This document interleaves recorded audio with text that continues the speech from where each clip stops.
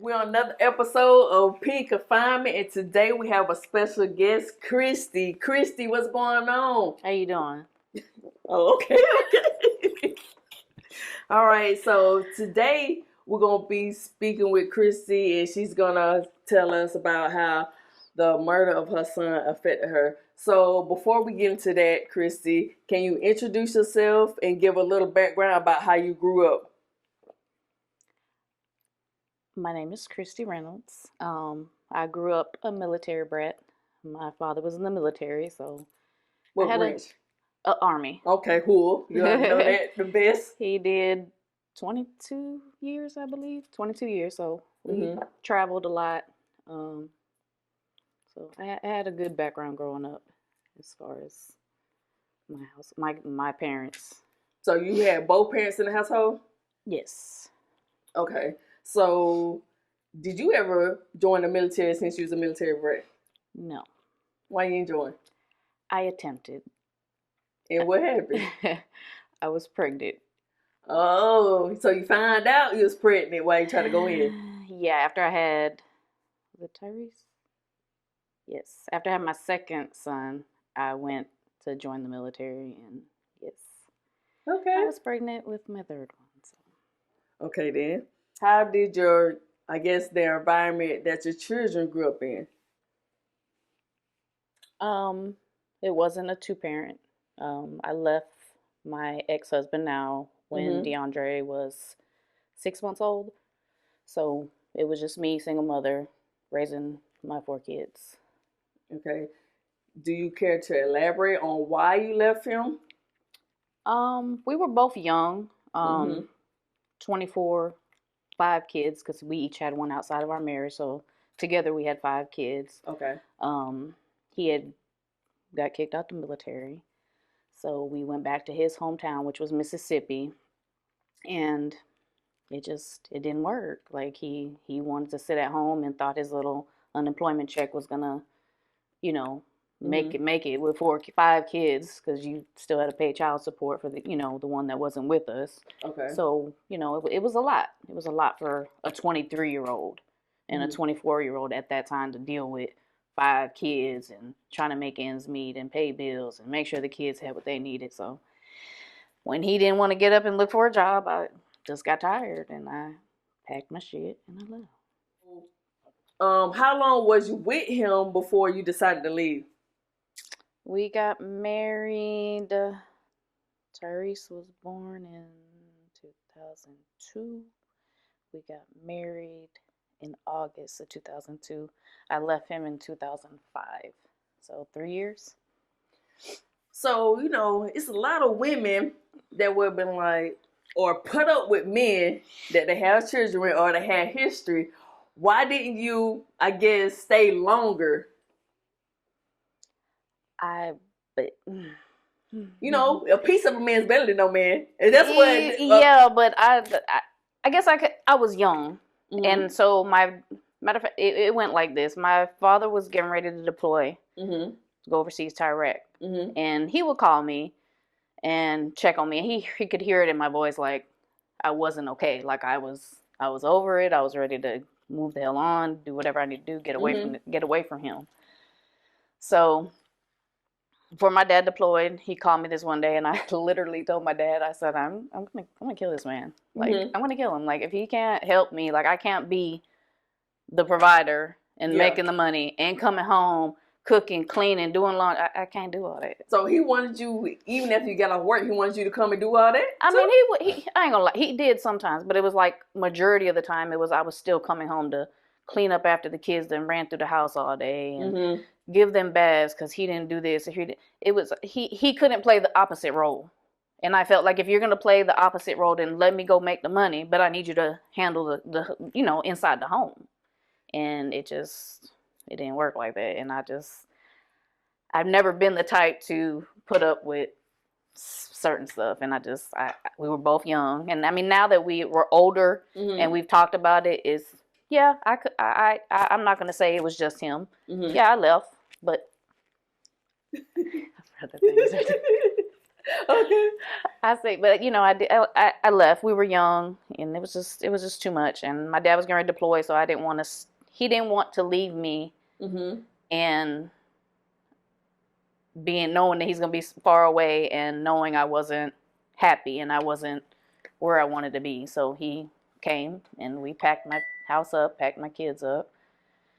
I put everything in storage, and I took the clothes that I had on my back and whatever I could fit in my minivan, and I drove from Mississippi all the way to California with my kids and my dad. Woo. Okay. So you did that. So did he ever send you child support? No. Did you ask for child support? Eventually I had to, when I had to put the kids on Medicaid, and, when I applied for food stamps and things like that, I had to, give his information. So eventually he did, but Did he ever come and see the children? He did a couple times in Cali. We had planned to get back together. And then he happened to have another child, and that woman reached out to me when she found out that I was going to be coming back to let me know. So therefore I didn't go back, and that was the end of that story. Okay. At that point I was done. I never kept him from his children. I've always let him know where I was living. I always let him know my phone number. He always had my address, so he always had every way to contact me if he needed to. Okay. So do you feel like you provided enough structure and discipline with your sons?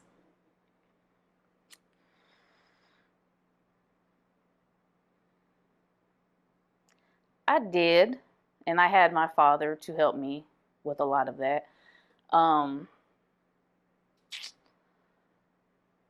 Would I say I was a little bit more lenient?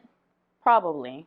I wasn't the one like I was just beating folks like every day, just, but I mean, at my house, when I moved out of my parents' house after I moved here, I think I got like a year. I stayed with them for a year to get back on my feet, and then I moved into my house. And once I had my own place, even at my parents' house, there was always structure. We had breakfast, dinner. As a family, we always sat down together for dinner. Like we sit down and we'd have joke sessions at the table, and then we'd have, serious time. Like, hey, okay, what's going on today? Like I would talk to my kids, but there's just some things you can't control. Okay. You could lead a horse to water, but you can't make them drink it. Yeah, you can't. So do you feel like, and I know a lot of people that have kids, that are raising kids on their own, they like do things to overcompensate because the other parent is not active. Did you do any of that? Did you overcompensate with your boys? I did.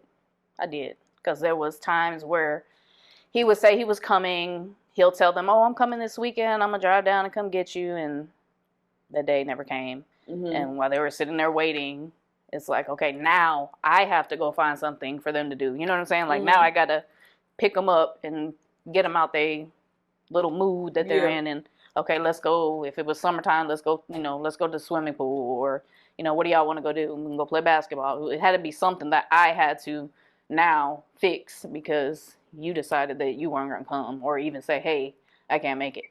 Okay. So, with that being said, did this happen on more than one occasion? Yes. Okay. Did it ever get to a point you was like, well, you know what? You say that, but I'm not going to tell my kids because you never come through. Yes. I've said that to him. And as they got older, they had their own phones. So he had ways of contacting them. They were on social media. He had different ways to reach out and speak for himself. Like at that point, I just felt like when they get a certain age, it's like I don't have to go through my children. They can call their dad directly. You know what I'm saying? There was never no barrier between us. I don't understand. Like even if he was to say, hey, I tried calling your mom and she never answered. No, you can't say that because you had different ways to contact. Okay. So, that some parents, they will, I guess, try to talk bad about the other parent to their children. Did you ever talk bad about your father to your kids? Or you was like, you know what? They're going to see for themselves what type of individual he is. To this day, you can ask any one of my children. I never spoke bad about that man. And he may know it, he may not know it. I don't care. Mm-hmm. But at the end of the day, I never did. And it took, Tyrese was 4. Mm-hmm. I think he was 4 years old. He was in the bath. And he asked me for something. I can't remember what he asked me for. And I was like, Tyrese, I don't have it. Like, you just going to have to wait. So, I get paid or whatever. Some toy or something. And he was like, what about my dad? And I said, well, you can call him and, see if he'll answer and see if he can get it for you. Mm-hmm. He's like, I don't know what for. He ain't going to answer anyway. And it was just like, at 4 years old, that's what you're saying. So I'm like, I said, well, he might be at work, he'd be busy. Like, I would make excuses for them, for him, to them. So, yeah. Okay. So, do you feel that a parent that's raising a child or children alone should make excuses for the other parent so that their child or children won't be hurt? Do you think they should? No. But I wasn't the one to talk bad about them or, or put them down. Now as they get, they're older. So, yeah, they know the deal. I say what I want to say. Half the time I tell him. So it don't. It is not like he doesn't know how I really feel. Okay. Yeah. Okay. So, can you tell us about your boys? About their personalities. Do they have ways of you? Do they have ways of the father? Definitely their daddy ways. What you mean by in the daddy ways? Tyrese, they play so much. Mm-hmm. They are so goofy. They play all day. From the time they wake up, they are playing, just nonstop, joking, pranking each other. Like that's how they are, and they get that from their father. Okay. He plays all day too. So, what about DeAndre? What type of child was he growing up? He was very smart. He was. I will say he was the smartest child that I had. He was? Yes, he always had straight A's until he got to middle school. Why do you think that changed? I don't know. It just DeAndre just wanted to do what DeAndre wanted to do all the time. Like he just, I don't know. It was like a flip of a leaf one day. He just started getting into trouble in middle school, getting suspended from school, trying to run away from home. But I don't know where. I don't. Is that when you notice a change in his behavior? In middle school, yeah. That's when his grades started dropping. He started, smoking weed and just doing stuff he had no business doing. Do you think it was the people he was hanging around, the environment he was at, where y'all was staying? Do you think that had any influence of his change of behavior? I mean, we stayed in Fort Mitchell in a 5-bedroom house. And for those of y'all that don't know, Fort Mitchell is a great place to raise a family if you want to get away from the turmoil of the city and stuff like that. FYI. Yes. Okay. So I don't know. Did you call his father and be like, hey, DeAndre going through this phase, he's doing this and that? Did he try to come and discipline him? Did he talk to him? He would talk to him, but DeAndre was at that point to where like he didn't care what his dad had to say. Okay. Because hey, dad was supposed to come 2 weeks ago, dad didn't come, or dad was supposed to come on this day. Now don't get me wrong, they went with their dad a few times. DeAndre actually stayed when he started getting in trouble. He went and stayed with his father. He stayed with his father for a little while, and then I can't remember what happened. Then he ended up coming back, and of course that was my fault because I took him back. So I'm the bad parent now because I made my child come back home and live with me. Who said you was the bad parent? His father. Well, not a bad parent, but I didn't allow him to discipline him and do what he needed to do as a father. At that point, he's 13. You did nothing for him these last few years. So how is that not, I don't know. So you feel that because he really ain't did nothing or been in their life, that he didn't have grounds to discipline him. And that was probably DeAndre's thought process. DeAndre, it was too smart for his own good. Like he knew a lot before. He knew more than the average little 13-year-old should know. Like he was smart, very smart. Okay, then. So athletic, very athletic. What sports did he play? Football. Did he have any schools looking at him? When he got out of jail and got his stuff together, he was training and doing and was on the right path until he had a little hiccup when he was staying out in Huntsville.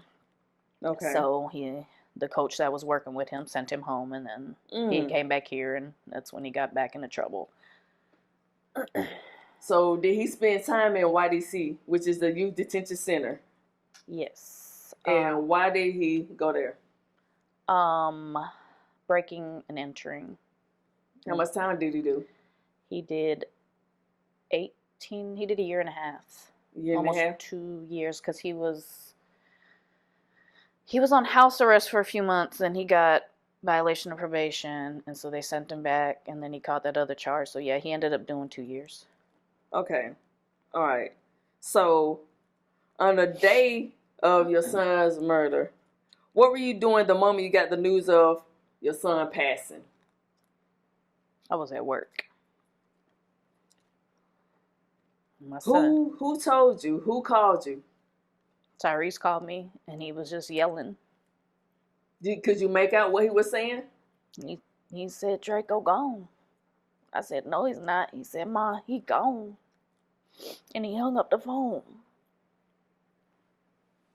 I didn't know where he was. Mm-hmm. Did you see him that day before this happened?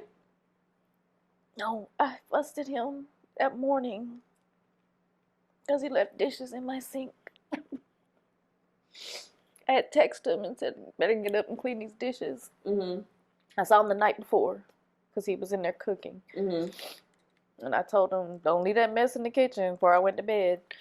And I got up that morning, and the mess was in my kitchen. And I texted him and I said, "You better clean that kitchen before you leave." When was the last time you told him that you loved him before his passing? The night before. That's one thing that me and my kids always do. I don't care how mad you are. When you get done talking, like we end a conversation, we always say, "I love you." If they walk out this door, we say, "I love you." Anytime we're going or just apart from each other, mm-hmm. "I love you too. I love you." Even on the phone, I don't care if they call me 100 times a day. At the end of every conversation, it's "I love you." Did your motherly intuition tell you something was wrong when your son called? Did you get that feeling like he really was gone? Sometimes people like, I got a feeling they were sick and they knew something was wrong with their child. Did you get that feeling? I didn't have the feeling that day, but back in October, because DeAndre wasn't staying here. He couldn't follow my rules, so he couldn't stay here. Mm-hmm. So he was living on his own with his girlfriend, and mm-hmm. he came to me in October, and he's like, "Mom, I need to talk to you." He's like, I need some money. I'm trying to, get myself together. Mm-hmm. We need to talk. So I said, "Okay, well, I get off work at this time. Come on over and we can sit down and talk about it." Mm-hmm. And, DeAndre had came to me several times and said, "Mom, I'm going to do this. Mom, I'm going to do that." So, I'm going to sit down and listen. So we sat down, we had a conversation, and he said he was going to go back to school, get his GED, and he was going to start looking for a job. Mm-hmm. And I said, "Okay." I said, "Well, if you go back to school and you're working, you can stay here." Mm-hmm. I said, "But there's rules, same old chores that you had when you lived at home. Yeah. We're going back to that. The trash full, you take it out, wash your dishes. You know what I'm saying? If I cook, you clean the kitchen. Like, we mm-hmm. going back, you have chores. There's rules here." And he was like, "Okay." And he was doing good for a while. He'd get up, cook, clean. He was home at a decent time. He wasn't running through the house 2-3 o'clock in the morning. Mm-hmm. He was at home. He was It was a fuss to get him to go to his classes for GED. We argued a little bit, and I'd call him, curse him out, get your butt up, go get in the car. Like he'd be in this mood where I'm not getting in the car. DeAndre, get in the car, like go to class. And he was doing it. He got hired on at the Walmart. Okay then. At airport. Like literally, I think the week. He died on the 4th. I think he was supposed to go to orientation that following Tuesday.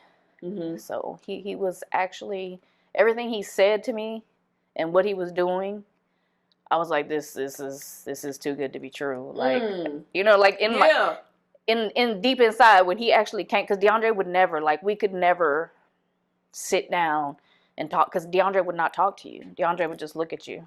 Like, you just, it's like talking to a wall. He just stare at you. Like, nonchalant, did not care. Just nothing fazed him. Nothing. He had no fear in the world. Why do you think that was?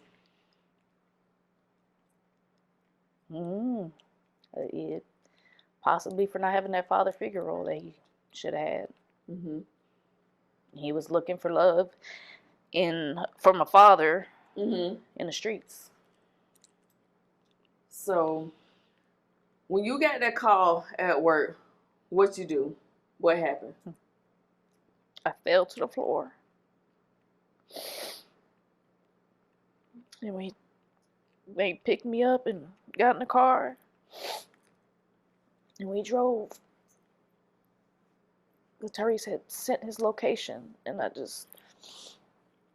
we got there. And I remember getting out the car.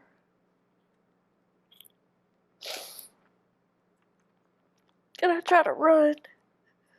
I just wanted to hold him. And all I could see is his hair. On the porch. And they wouldn't let me get him. They grabbed my armpits and like my legs were going and I wasn't going nowhere. I couldn't get close. I couldn't see him. Nothing. I just had to watch him from afar.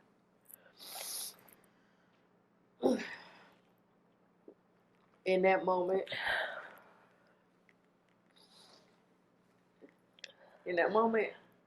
as a mother, how did it feel seeing your baby boy on the porch murder? It's the worst. Like, I was numb for a while. I was so numb that I would drink every day, and I would not get drunk.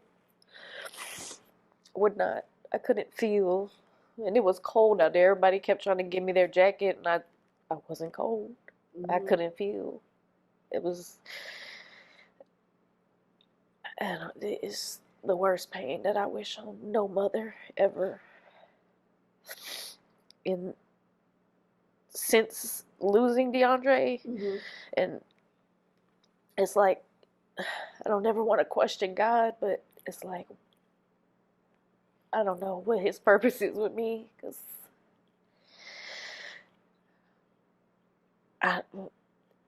there's just no words. Like,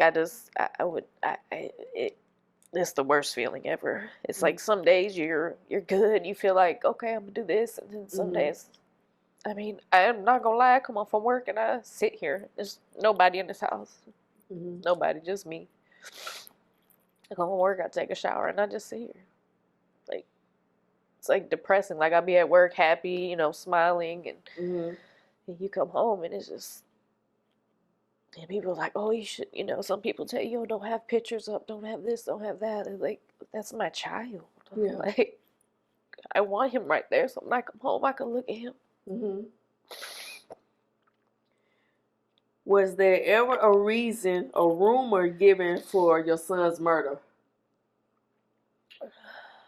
No. It was somebody that he knew. It was somebody they didn't expect. So you said it was somebody you knew and didn't expect. So What would you tell the young folks that you see on social media or even in the neighborhoods that these folks be holding their so-called friends or A1 day ones in high regards? What would you say to about them be so trusting of their friends? What would you say to a young individual that believe, oh, nah, she or he wouldn't do that to me?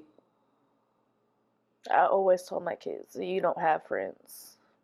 Nobody is your friend. Because at the end of the day, if y'all go do something, you think y'all both get caught up, or four of y'all get caught up, you think XYZ is gonna take those charges?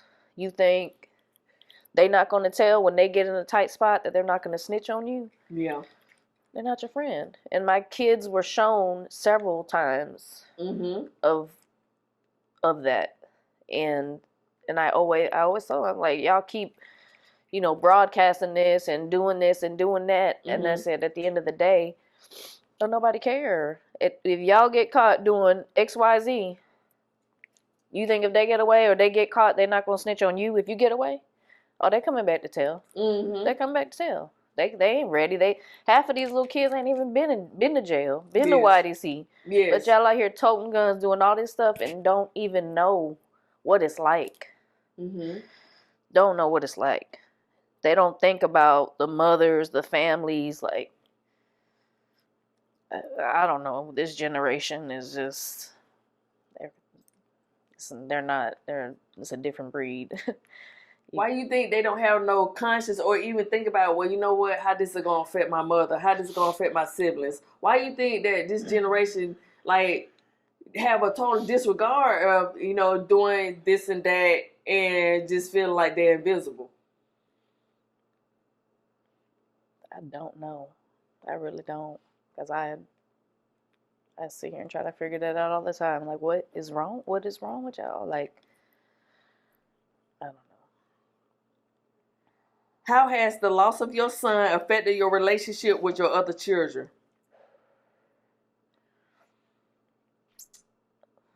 I don't think that it's affected it. It might have brought us closer. Okay. The only thing that I think affects is that we're just not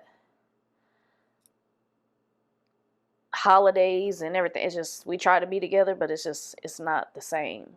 So you're missing that one piece. Exactly.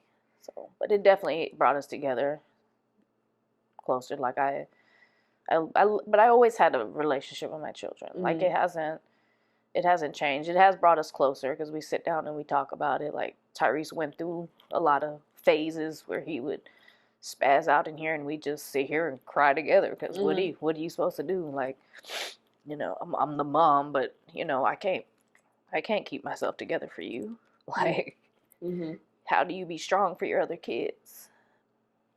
So, for the people that watching, how do you be strong, or how do you cope with your other children when they come to you, they having a day or a moment that they thinking about your son, they spaz out? What does that do to you? How does that make you feel? Like, does your motherly nurture kick in? Like, does it take a toll on you?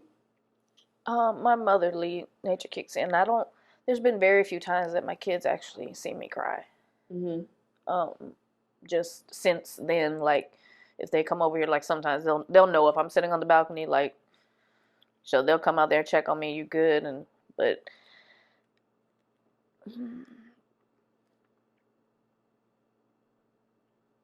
it's just hard.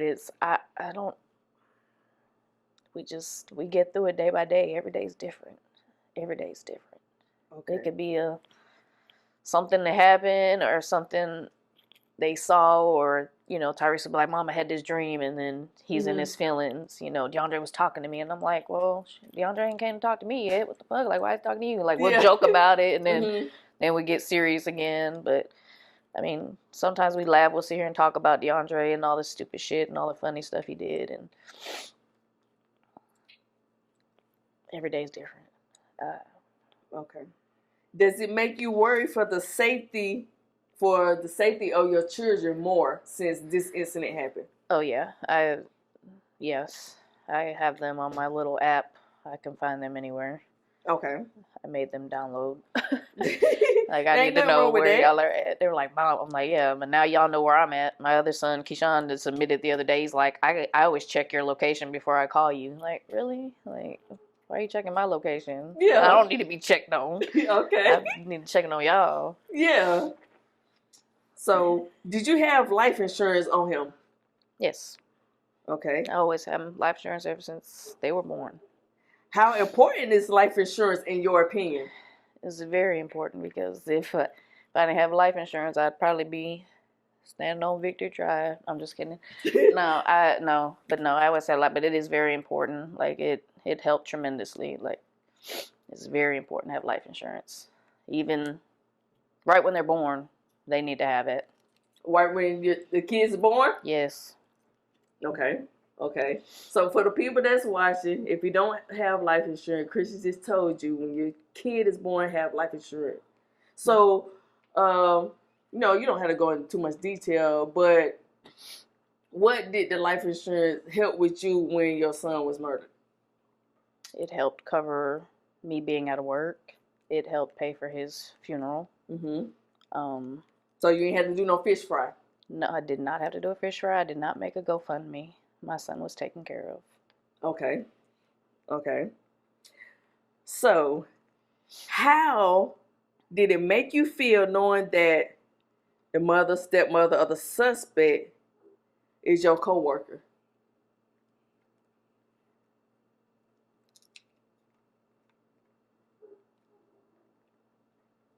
I mean, that's not his blood. Okay. So that's how I look at it. Like, she's a mother to a lot of, A lot of kids because she doesn't have any. So she's a mother to a lot of children. So that doesn't. Okay. It doesn't really affect me. Okay. Was your son gang affiliated? No. Okay. Are you in therapy? Yes. Okay. So has the therapy helped you? It helps you cope. It helps me have different coping mechanisms too, but it doesn't help you grieve. Like, that just doesn't stop. But it helps you. Breathing techniques, they show you a lot of different things to do when you're feeling a certain way, or when, like if a smell comes by and I start thinking of DeAndre, or if I'm at work and a certain song comes on the radio, like, there's just different things that they teach you and show you to do to help you get past that moment. How many times a week do you go, or month? I go twice a month, sometimes 3. I was going after my granddaughter. I started going, I think, 4 times a month. Okay. But my lady just left, so now I'm kind of out here waiting to find another one. Okay. So if you had a real serious, like, I guess a mental breakdown, would you be able to call your therapist and talk with them? Yes. Like, if you really needed her or him to talk to, would you be able to call them, like, I'm going through a real tough time right now. Like, could you just hear me out? Mm-hmm. We also have resources at my job that you can call 24/7 and speak to whoever you need to speak to. That helps as well. Okay. Are you a part of any support groups for grieving mothers? I just found out about the walk that they did downtown. I actually did it, but I didn't get signed up in time. So I got some contact information for her, and I definitely plan on doing some more whatever events and things that they come up with. I'll definitely be involved. Would you be a speaker or talk to other mothers or children about what you went through, if asked to? I don't know. I've helped other mothers because I had some mothers that lost children. I.e., my own son lost his daughter. So Yeah, I think I could talk to people that are close to me or that I know, but just to speak in front of a crowd or something, I don't know. I'd have to like build the strength for that. Okay. Okay. Do you feel like the environment you live in had any influence on your son's murder? The environment I lived in, no. We lived in Fort Mitchell and then we lived here. I mean, he wasn't always here because he chose to live elsewhere. So, no, I don't think it had anything to do with the environment. Do you think the people he was hanging around, just being out there on his own had something to do with the cause of his death?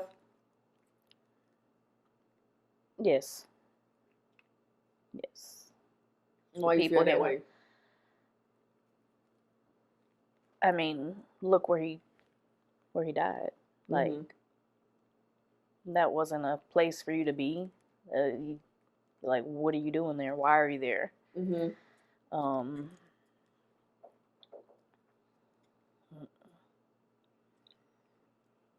Said no business. That was the life he chose. And when he decided to get right, it was too late. Okay. Do you feel with him getting right at the end was, I guess, a way of, I know you grieving and it broke your heart, but him getting right, does it show you in that great light that he was when you knew him as a child before he left? Yes. Yes. And I believe I believe everything happens for a reason, and DeAndre did that because he must have knew. Like, he had to have that feeling that it was his time. Did he ever speak about, like, Mom, I just got a feeling, or, well, I know you said when you talked to him, he just stared, but do you think he himself got a feeling like he don't know what's going on, but he just feel different?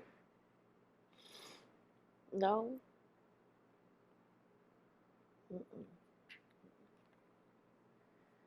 Do you forgive the person that murdered your son? No. Would you ever? No. Okay. I don't think so. I don't think I could. No. Okay. What would you say to the person that murdered your son? I don't think I could say anything to him. I wouldn't want to talk to him. You wouldn't want to talk to him? You wouldn't want to ask him why, the reasoning? It's nothing he could say? No, because I'm not going to want to talk. Okay. Okay. You know, you watch some of the shows and the person done committing a heinous crime or killed somebody loved one, they want to talk to him, say sorry. Is sorry suffice? No, it's not sorry. So what do you can't be sorry. You cannot be sorry killing somebody for no reason. You just went in the house and started shooting? No. Okay. No. What if he said he gave his life to Christ and, he done changed from his ways, he a whole different person, and he wanted to ask for your forgiveness so he could go to heaven? No. Would you still no? Hell no. Okay. Go on to hell. Okay. Oh. All right. No, you keeping it real, bro. I'm saying like no, you keeping it real, bro. Okay. All right. Has the person that murdered your son been charged and convicted? He has not been convicted, but I did get a call just a couple weeks ago that he is being charged and his case is going to be in Superior Court. Just waiting on a court date now. Okay. What do you think is the appropriate sentence for this individual? I mean, he was locked up prior for, from my understanding, a long period of time. I want to say he was locked up for 10 years prior to him getting out. I don't know how long he's been out since then. I want to say it wasn't no more than a year. So I think he just needs to get life or death penalty. I don't know how to do that, but still, that's how I feel. So would you be okay if the prosecutor were like, look, we could get him 20 years. He could serve 20 years to the door and get out. Would you be okay with that? No. 20? Yeah, he had to do 20 to the door. Mm-mm. Mm-mm. So the best fit punishment is life or death. Mm-hmm. Okay. All right. You killed mine. So an eye for an eye? Yeah. Okay. So what would you say to the people who are like, well, Kristi, I know this tragic and whatever, but God says to forgive. People say to forgive, Kristi. Turn the other cheek. What would you say to those people?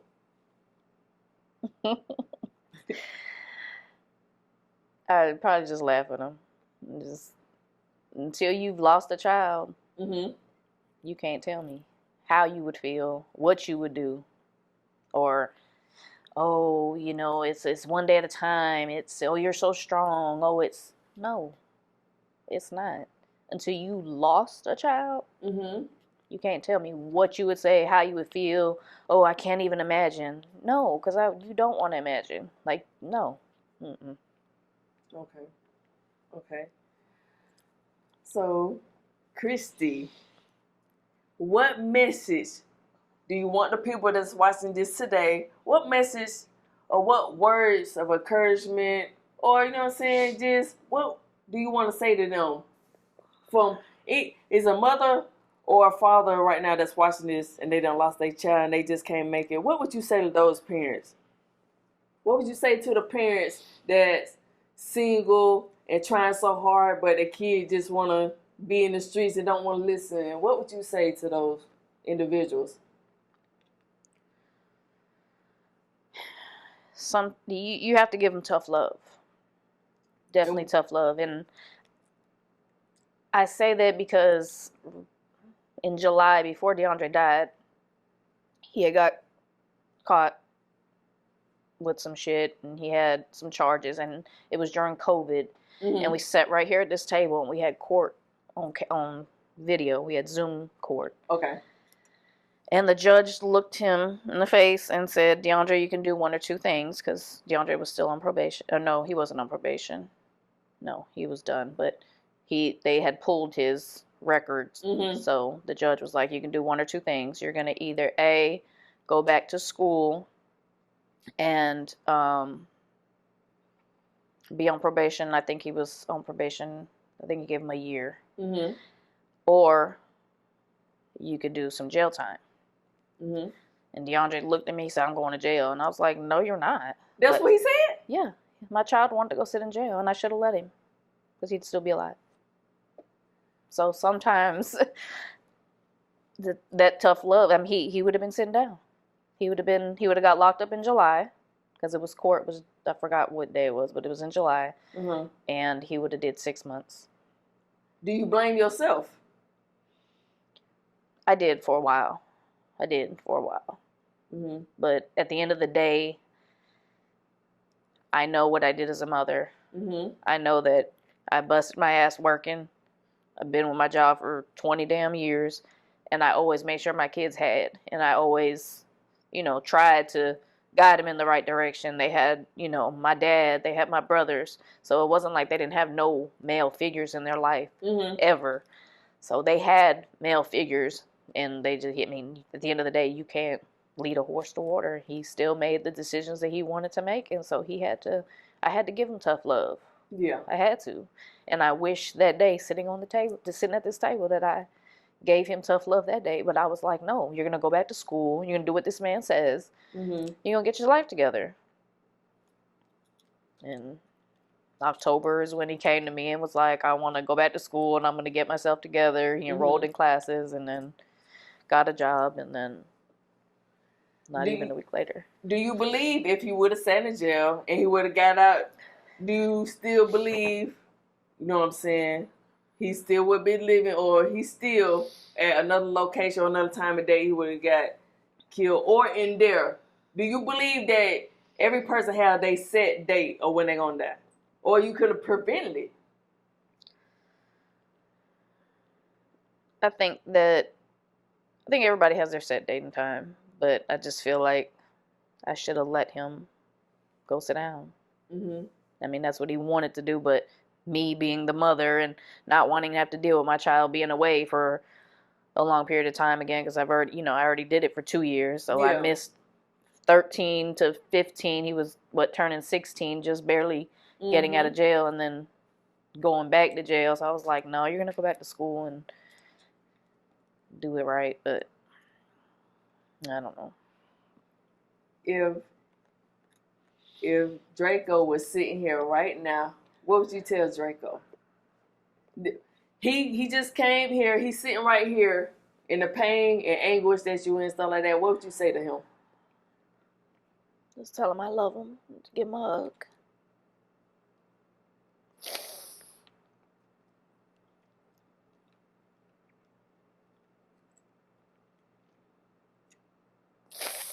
I just wish he would have did right earlier. And I wish he would just talk to me more, because he didn't. DeAndre was very mute. Do you believe he's watching over you and his brothers? Yes.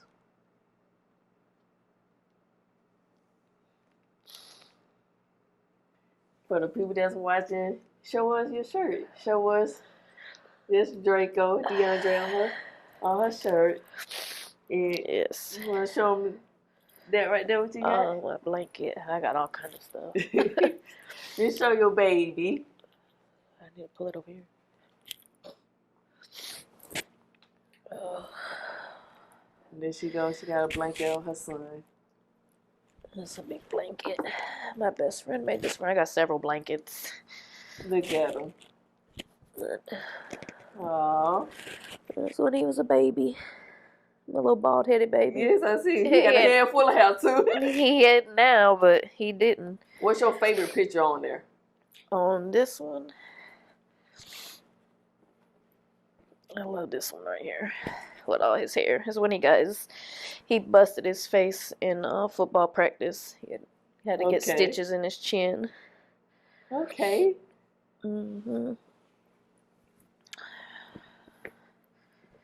So, Kristi, do you have any social media if somebody wanted to reach out, or you don't want to give it out?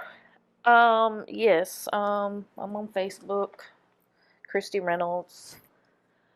I don't really be on Instagram. So you want me to put your Facebook on here? Yeah, I don't really. I have an Instagram. It's Mama's 4 Boys, but I don't really go on there often. Okay. And then I have TikTok. So. All right, you guys.